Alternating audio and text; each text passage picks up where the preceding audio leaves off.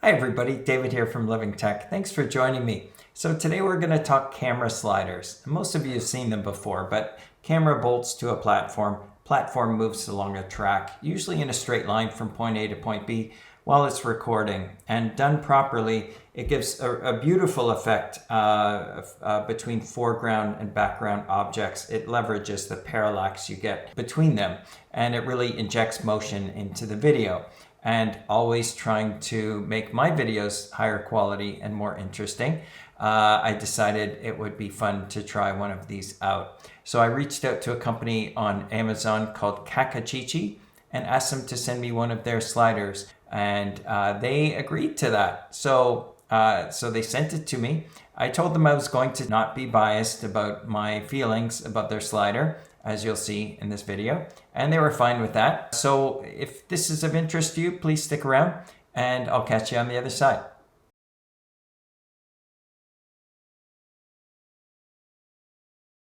Starting with an accelerated unboxing, the slider comes with a number of accessories to hold a smartphone, GoPro, any other quarter 20 mount piece of equipment that you might have, as long as it's not too heavy.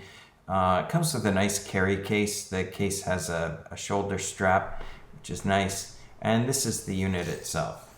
The first thing I noticed after unboxing was, aside from the two carbon fiber rods on which the platform slides, all of the structural elements are black anodized aluminum or red anodized aluminum. It feels very high quality. It's got this level integrated into the platform. Obviously that's plastic. The feet are rubber, black rubber plastic, and the pulley-like wheels on which the platform slides are also made of plastic. It quickly became clear to me that pushing the platform with a constant velocity wasn't as easy as it seemed like it would be to me initially. The whole set of testing that I did really was focused on coming up with a method that would make it so that the footage actually looked acceptable. While the feet are easily adjustable to adapt to any uneven surface, you don't always have a surface. So these quarter 20 holes that you see on either side will allow you to sit the slider on top of light stands, tripods, etc. I almost immediately noticed that in the middle of the platform, where the black anodized aluminum bracket is, the platform had a little bit more resistance. So if I were to slide it down the track, once it gets to the middle, it would slow down. I don't know if this is easily adjustable or not, but I did notice on the bottom there are two inside wheels that the slider that sort of contains the slider, one wheel on each of the carbon fiber tracks. So I thought maybe if I loosened that and made it a little bit less tight, then that might solve the problem. So that's what the Allen key is for. I pulled out the Allen key and it did exactly that. I didn't, however, notice any improvement. So my conclusion was I'd need some practice. Here I'm affixing the iPhone holder to the slider. I thought this would be a good case to start with because it's a very light camera. As you'd probably expect, I found that pushing the slider gave much more consistent results than pulling the slider. I find this footage much more shaky than the previous.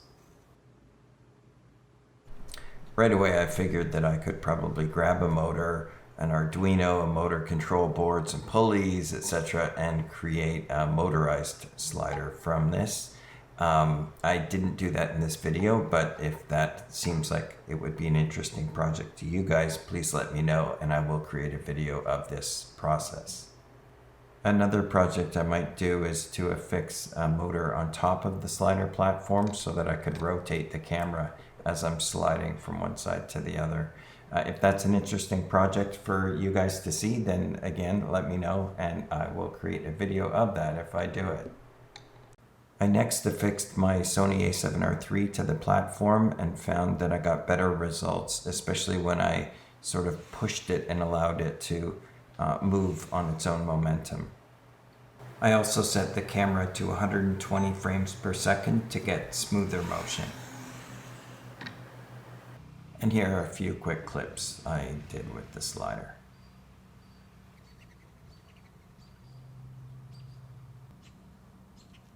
I've worked with this slider for a couple of weeks now, and I have to say it was a fun process, a good learning process for me.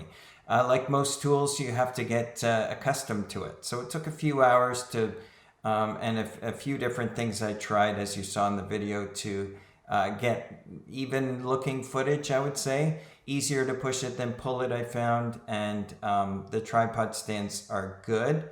I do like that, but it's an even more stable motion when all 4 feet are on a surface. The things about this particular slider that I liked especially were, first of all, it's a low price, 118 Canadian dollars, and that gives you every accessory that you need to get going and start using the slider, which is great. The aesthetics are fantastic. It looks like it looks beautiful. It's all black anodized aluminum, as I mentioned, with some red accents, and it looks really good. I loved the fact that they just filled it with 1/4-20 and 3/8 inch holes. These are the 2 standard sizes for photography equipment and videography equipment. I love the fact that there are so many of those because it allows you to be creative with respect to how you mount it and the different things you can do with it. And finally, I love the fact that there's a carrying case with it. It all fits in one case, all the accessories and everything. A little extra room for any other things you want to put in. So all great. In terms of the cons, the first con I will mention is that I wasn't really that keen on this guy here. Something about it gave it sort of jello-y footage at times, and so I almost immediately swapped it for this. The top part, the phone mount, came from my Avisi light set, and the bottom part came with my Aperture MX light. So these together, rock solid, really like it. So it was a very easy problem to solve. The only other problem was the little bit of friction that I mentioned in the middle of the slider. When I pushed the iPhone slowly, like with the throw motion, then you'd see the footage slow down. But when I had the higher mass item, like my A7R3 camera, Sony, and its rig, then that effect was not seeable at all. So it ended up not being a big deal to me because I much prefer to use the bigger camera with this. The one thing that I wish I had ordered differently or asked for differently was Kakacici offers a version for DSLRs that has an ability to point the camera in the direction you want it to. So like a turntable or something, and I would have that would have actually given me a lot more flexibility. In one or two of those, you might have seen a hint of the slider itself in the video, and that's because I wasn't able to turn the camera exactly the way I wanted to. I was just a victim of wherever, I spun the camera on the stud that was sticking out, and I had to leave it at wherever the screw hole, the bolt hole ended up. I don't know if that makes sense. But anyway, so that was one thing I wish I had ordered differently, but the company has thought of it, and if you buy the DSLR version, then that is completely taken care of. So that's it. Thank you for tuning in. If you like this video, please click like. If you're not already subscribed to our channel, please click subscribe and click the notifications icon if you'd like to see future videos like this. Thanks again.